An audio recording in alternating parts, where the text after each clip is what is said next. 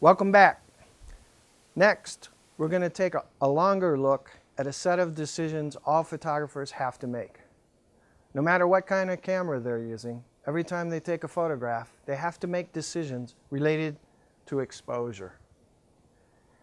As you may recall, exposure has to do with three things: the level of sensitivity of the sensors, referred to with ISO, the amount of light that strikes the sensors, aperture, and how long it strikes, which is related to the shutter speed.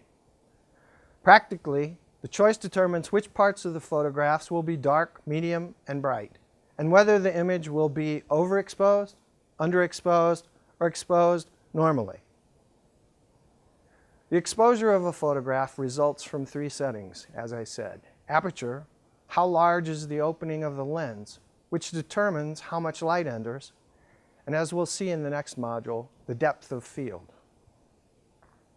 Shutter speed, how long the lens is opened before it's closed, which determines how long the light enters the lens. And finally, ISO, how quickly the sensors respond to the light that is entered. On a cell phone camera and some point-and-shoot cameras, you can't change the aperture without add-on lenses. It's fixed. Third-party apps allow you to choose shutter speed and ISO. For example, the manual app on iPhones allows you to choose these things. Some recent models of the Galaxy also allow the user to adjust shutter speed in Pro mode. The results of decisions about how to set these three things in general create an exposure of one of three kinds. Normal or correct exposure, by convention, is one in which no details are lost, either on the dark end or the bright end of the spectrum, and which has a spread of dark, medium, and light values throughout the photograph.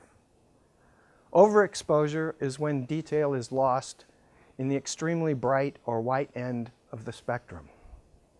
Underexposure, conversely, is when the detail is lost in the extremely dark or black end of the spectrum. The results range from extremely dark or black to extremely bright or white and all the values between. People tend to group this huge spectrum of values into areas, both in black and white and in color. The simplest grouping is dark, medium, and light.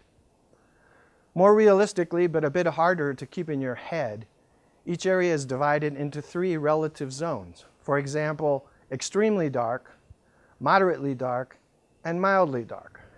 But even experienced professionals often find it difficult to analyze the various levels of light present in a real-world situation into these categories. One tool has proved useful in managing this complexity and making sure that the only option is not either an educated guess or a random guess. The tool is the histogram. There are various configurations of histograms on different cameras, but they're found on most DSLR and mirrorless cameras and quite a few point-and-shoot cameras. Some third-party apps for cell phones like Manual provide a bar graph that has a function similar to a histogram. Real-time histogram analog on Manual for the iPhone. The histogram is a graphic representation of the distribution in number of pixels of the overall tonal values from black to white, and in some versions, the brightness distribution for each of the color channels. However, it's only viewable after the image is shot.